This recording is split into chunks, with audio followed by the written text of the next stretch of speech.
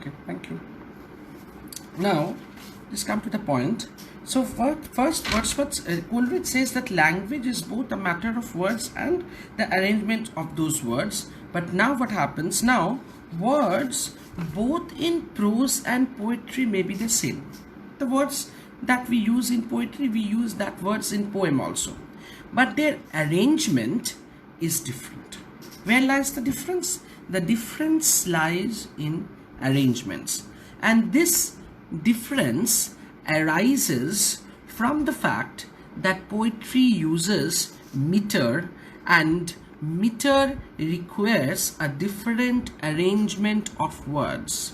Now, if I quote a line from Sidney's sonnet, Astrophel and Stella, the sonnet number 1, and what is that line? Loving in truth and fain in verse my love to show, that she, dear she, might take some pleasure of my pain. Pleasure might cause her read, reading might make her know, knowledge might pity win, and pity grace obtain. Now here, just look at the use of words. Loving in fain and my words, my love to show, that she, dear she, might take some pleasure of my pain. So all these words are very commonly used in English language. Now just look at the arrangements of words and how he uses sort of logic in the form of poetry with certain arrangements of words. Reading might make her, loving in truth and fain in words my love to show, that she, dear she, might take some pleasure of my pain. Pleasure might cause her read, reading might make her know, knowledge might pity win, and pity grace obtain. Now these lines, if we take these lines separately, knowledge might pity win, this can be a line in prose. But when this line becomes a part of all the 4 lines of that first part of the octave of the sonnet, you will see that it makes a different sense. It adds a certain emotion, a feeling, and expresses a certain condition of the poet's mind. So many things are getting out of those lines. And if you take that particular single individual line out of that octave, you will see that it line can be very much prosaic, that line can be taken as a line from a prose. But the arrangements, what Coleridge has pointed out, that this is because of the organic unity, the line gets a different meaning. It adds some nuances to it when it becomes a part of the stanza of the poem. So he says that arrangements of words are very important, and arrangement becomes important because poetry uses meter, and rhyme and meter requires different arrangements of words. Now Coleridge has already shown that meter is not something merely superficially added to it, or it is not just a superficial decoration, but Coleridge wants to show that, and now I have proved that meter is essentially an organic part of the poem. The content and the form, the meter and the content, they are organically, logically united in the poem. Hence, he says, hence there is bound to be an essential difference between the language of prose and that of poetry, because in poetry there is the requirement of the meter, because meter is something essentially and organically added, essentially or organically involved with, associated with the content of the poem. But in prose there is no requirement of meter. Okay, that is, the arrangements of words in poetry and prose differs. That is what Coleridge points out. There is this difference even in those poems of Wordsworth which are considered most Wordsworthian. Now Coleridge has even shown that Wordsworth has denies to acknowledge that there is an essential difference between the language of poetry and language of prose. But Coleridge wants to show that even in the poems of Wordsworth, he can show that how meter is not something super added to poetry, it is organically associated with the poem, and and if someone wants to use that language of that Wordsworthian poet into prose, that won't happen. That will mar, that will destroy the beauty of that prose, and that prose will fail to achieve the beauty that is there in the poem of Wordsworth. Okay.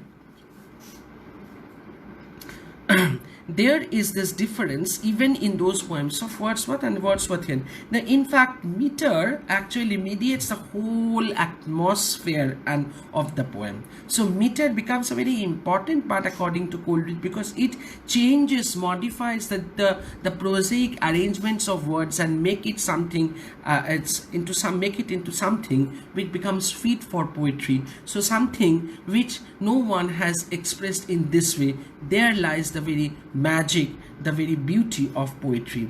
And even the metaphors and similes, Coleridge says, that one uses in prose, and the metaphors and similes that one uses in poetry, they also differ depending upon the very nature of the language that are used in different cases, in case of poetry and in case of prose.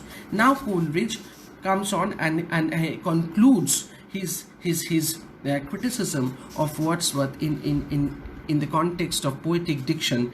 Now he says that further, it cannot be demonstrated that the language of prose and poetry are identical and so convertible.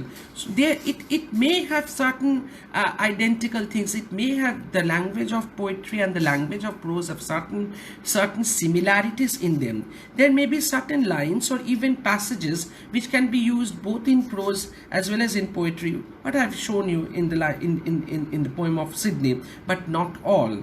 So he says there are passages which will suit the one and not the other. So he says that because of the difference in the arrangement of the language, arrangement of the words, that creates the difference between the language of prose and language of poetry.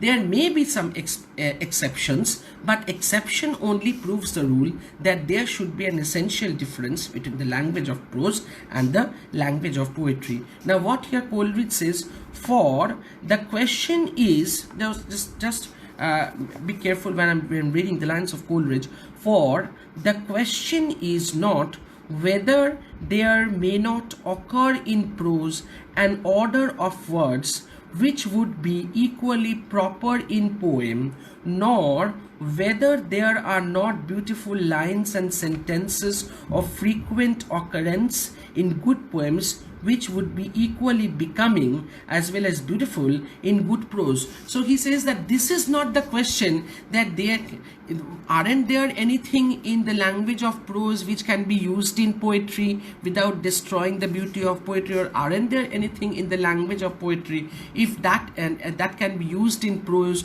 without destroying the beauty of prose? This is not the question. There may be certain arrangements of language. Language has certain qualities, or certain sentences are there which you can use both in prose and poetry, but that won't justify that language of prose and poetry are essentially same. He says, what should be the question then? For neither the one nor the other has ever been either denied or doubted by anyone. So I am not doubting or I am not denying the point. That is what Coleridge says. There may be certain cases where you can use the same language in prose as well as in poetry.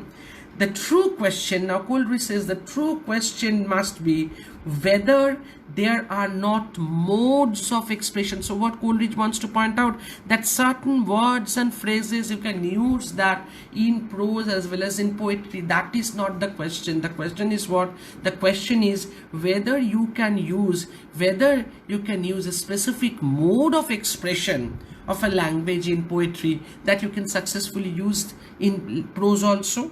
So he says the true question must be whether there are not modes of expression, a construction and an order of sentences. So these are very important, because for these, the expression, the mode of expression, the construction, the order of sentences, these things actually bring the difference between the language of prose and that of poetry. So an order of sentence which are in their fit and natural place in a serious prose composition. So he says that when you can use, the question is whether I can use the specific mode of expression or a specific construction or a specific arrangements of words which are characteristics of a particular good prose. Can I use that in a good poetry also? That is my question. That is Coleridge's question.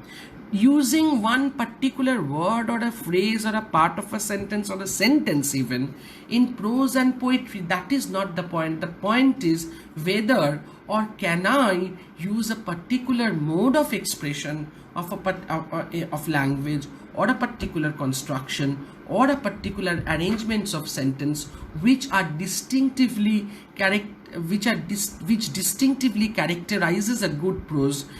Can I use that in the language of poetry also? If I can use that, then Wordsworth is true. But if I cannot use that, if there is a failure in using that particular mode of expression, that construction, that arrangement of words, both is in the language of prose as well as in poetry, then Coleridge will be false. But Coleridge says that that is not possible because these particular modes of expression, construction of sentences, these arrangements of words, these actually characterizes or the language of poetry and the language of prose. But would be disproportionate and heterogeneous in metrical poetry and vice versa. But I said that is the thing.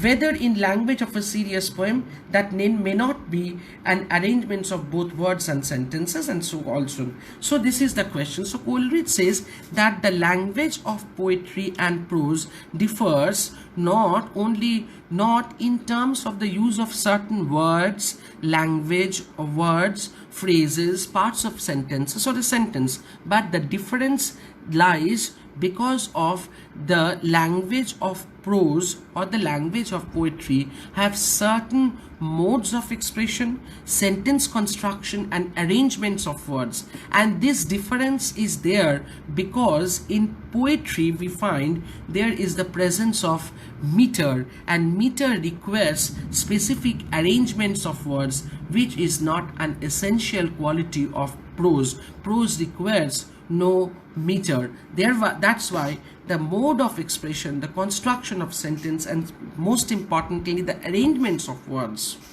they actually make the difference between the language of prose and the language of poetry. So this is what Coleridge has said, and this is how Coleridge criticized Wordsworth's ideas on or about poetic diction. Is it okay? Now we will move on to the last part of our portion, Coleridge, that is the willing suspension of disbelief. Now this has become a catchphrase, a common, very popularly used phrase in the literary field, in the literary world, that has been coined by Coleridge. Okay.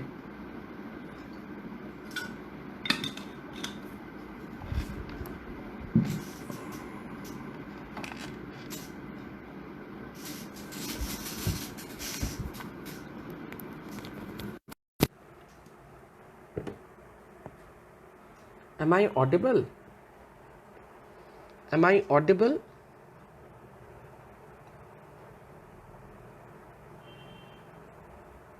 Just let me know. Am I audible?